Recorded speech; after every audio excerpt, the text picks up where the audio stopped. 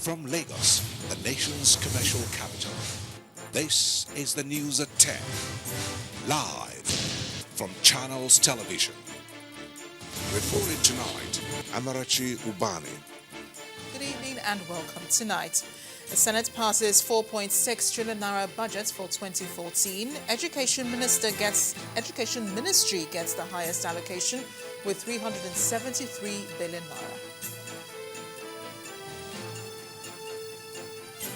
U.S. government expresses worry over the violence in the north-central region of Nigeria.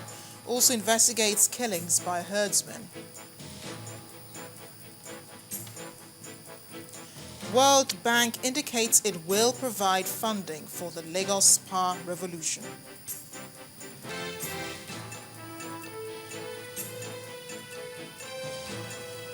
And a 16-year-old student armed with 2 knives goes on a killing rampage at a high school in the U.S. state of Pennsylvania, stabbing 20 students and a security guard. On Business News tonight, industrialists defend the rebasing of the nation's GDP, saying the changes in the structure of the economy necessitated the exercise.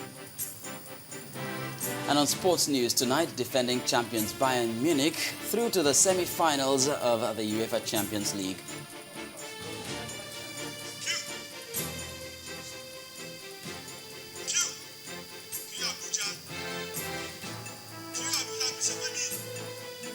I'm Linda Kibe, and from Abuja, INEC Chairman Atahiru Jega advocates autonomy for the state's Independent Electoral Commission.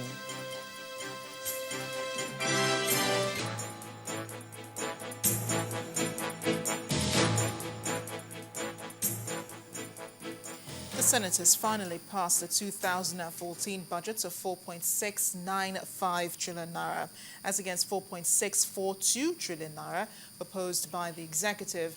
The lawmakers increased the capital expenditure proposed by the executive from 1.100 trillion naira to 1.119 trillion naira.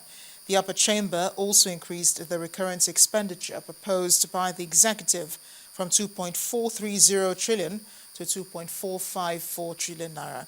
It also adopted a benchmark price of $77.50 per barrel of crude oil against $74 per barrel proposed by the executive. Mr. President.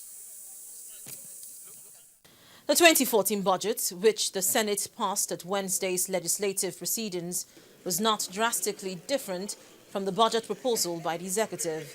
The Senate passed a budget of 4.695 trillion naira as against 4.642 trillion naira proposed by the executive. The lawmakers also increased the benchmark price of crude and the capital and recurrent expenditure. In preparing the details of 2014 bill, the committee adopted a benchmark price of $77.5 per barrel of crude oil. In the 2014 budget, Education and Defense got the highest allocation for recurrent expenditure. 373.5 billion was appropriated for education, while 314.3 billion naira was appropriated for defense, which comprises the Navy, Army and Air Force.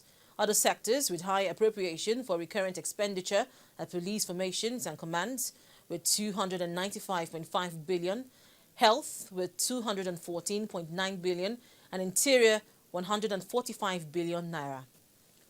For capital expenditure, the Ministry of Works got the highest appropriation with 106.3 billion, followed by Power with 59.8 billion, Office of the National Security Advisor 51.1 billion, Education 50.7 billion, Health 49.5 billion, the Ministry of Niger Delta 49.4 billion, and Water Resources 44.2 billion naira.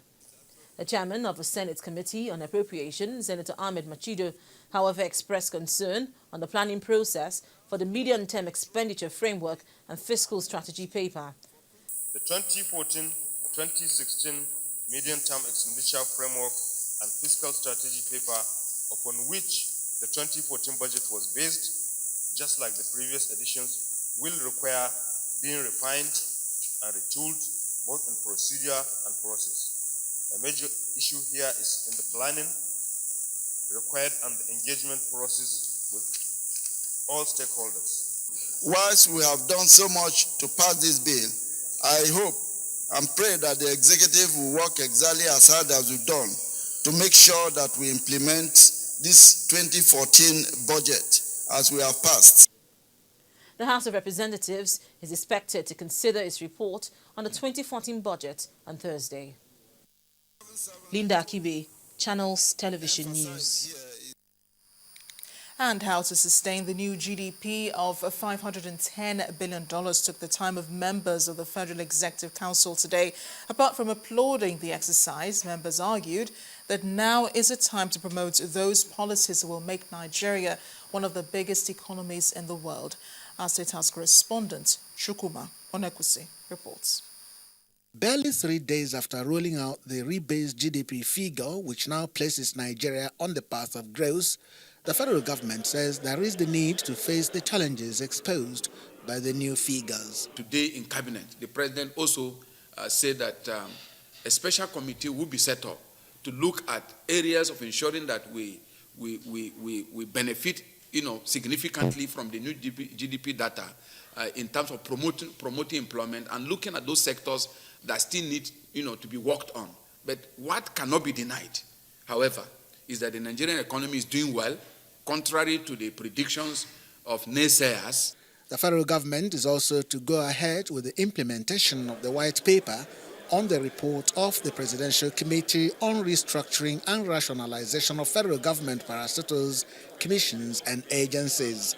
The President directed the Secretary to the Government of the Federation to begin to put up a committee for his approval that will work on the actual merger of those agencies that have been accepted to come together in order to bring down costs and improve efficiency. It's not all about merger for saving costs alone. No, we discovered that some of those agencies that have been doing overlapping functions not only waste public expenditure, they become less effective. But when you synergize their efforts and expertise and resources, they will do better than they are doing now under the present arrangement. Nigerians are watching to see how the federal government will bring down cost, increase efficiency and enhance productivity following the outcome of that report. Chukwuma Onekwusi, Channels Television News. Well, back here in Lagos, the state government's power sector reform program is expected to get a boost as the World Bank has shown interest in providing credit facility for its successful implementation. This revelation comes during the second day of the ongoing 7th Lagos Economic Summit, as participants deliberate on how best to make the generation and distribution of power more effective and profitable. Our correspondent Bolaji Akinwale reports. The reality is, if you are going to 150 or even 100,000 megawatts and you are just at ground zero, which is 2,000, 3,000, is a long haul. But most people do not see that reality and do not believe that reality exists. That reality may exist. However, more real is the efforts by the Lagos State government to transform the power sector for better economic performance. In order to make the power project a success, the World Bank has indicated plans to assist the state government with funding, no matter how long it takes. From the World Bank, we are bringing some modest instrument in terms of guarantees, in terms of investments in the remaining government parastatals to bear. But this is a collective effort, and I don't think any party in this can do it alone. So we from the World Bank side are ready and able to play our part in the process and are for the long term and with patience, confidence on the success of this reform program going forward. Beyond the financing, political office holders and those vying for one are advised to also understand what it takes to provide power. People do not realize that infrastructure is not power. So politicians have pulled the wool over our eyes for a long time, go to locations during their political campaign and say, I'm giving you transformer. And once people get transformer, they believe they have power. transformer facilitates. You must generate first. And there isn't enough generation going on. No, the population is supplied with electricity. Lending his voice once again, Mikhail Saakashvili, a former president of Georgia, offered some advice to the Lagos state government. We opened market for investment. We liberalized the tariffs. We certainly had an Energy Regulatory Commission that made sure that tariffs provided by private companies were not speculative. But of course, margin was left for private companies to be profitable. As the second day of the summit comes to a close, Lagosians have raised the bar of expectations. It is up to the state government to prove to the people that they can deliver. Bolaji Akinwale for Channels Television News. And as part of efforts to tackle corruption in the country, the Independent Corrupt Practices and Other Offences Commission has announced plans to introduce anti-corruption studies in the nation's tertiary institutions. This was announced by the chairman of the commission, Mr. Ekbo Nta, while receiving a delegation from the United Nations Office on Drugs and Crimes in Abuja. Mr. Nta emphasized the need to arrest all forms of corrupt practices from the grassroots, in line with the new vision of the Commission to prevent corruption at all levels. ICPC is one of the agencies required by by the UNCAC to be set up by different countries to fight corruption, aside of what used to exist in the police. So the fact that you have anti-corruption bodies like this